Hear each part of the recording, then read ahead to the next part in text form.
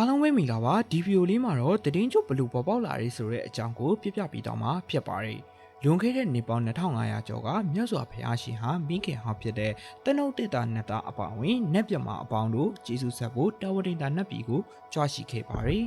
ဝါရင်သုံးလပတ်လုံးနှစ်နေလာတဲ့အဘိဓမ္မာတရားတော်ကိုမရက်မနာဟောကြားခဲ့ရာတည်င်းကျိုးလာပြည့်နေမှာအောင်မြင်စွာပြီးဆုံးခဲ့ပါတယ်။ဒါကြောင့်ဒီနေ့ကိုအဘိဓမ္မာအခါတော်နေ့လို့လည်းခေါ်ဆိုကြပါတယ်။ဖျားပွေပြီးဆုံးတဲ့အခါမြတ်စွာဘုရားဟာတရားမင်းဖန်ဆင်းတဲ့ရွှေငေပရမဆောင်းတဲ့သုံးတွေကနေလူပြည်ကိုပြန်လည်ဆင်းသက်တော်မူခဲ့ပါတယ်။နတ်ပြမာတွေကလည်းခြံရံပြူစော်ခဲ့ကြပါတယ်။ဘုရားရှင်ရဲ့လောကဝိရိယနာတကိုးတော်ကြောင့်စัจ java လာတစ်ခုလုံးဟင်းလင်းပွင့်ပြီးလူပြမာတွေအားလုံးတအုပ်ကိုတအုပ်မြင်တွေ့ကြရပါတယ်ဒီလိုမြင့်မြတ်တဲ့ဘုရားရှင်ကိုပူဇော်တဲ့အနေနဲ့လူအများကမိအိမ်တွေထုံးညင်ပြီးစီးကျူခဲ့ကြပါတယ်တည်င်းကျွတ်ရဲ့အတိတ်ဘရင်ကတော့ဝါရင်းကာလာရဲ့အချုပ်အခြေကနေလွတ်မြောက်ခြင်းကိုဆိုလိုတာပါတန်ဃာတော်တွေဝါမထပြီးလွတ်လွတ်ကျွတ်ကျွတ်သွားလာတည်င်းသုံးနိုင်ပြီဆိုတဲ့ပဝရဏပွဲကိုလည်းကျင်းပကြပါတယ်ဒီတမိုင်းကြောင်းတွေကြောင့်ပဲတည်င်းကျွတ်လာပြည့်နေမှာကျွန်တော်တို့ဟာမိပူဇော်ပေးများကိုကျင်းပကြတယ်လို့ကိုယ့်ရဲ့မိဘဆရာသမားဝူးဘွားစားတဲ့တကြီးဝါကြီးတွေကိုတောင်းရောက်ကြော့ပြီး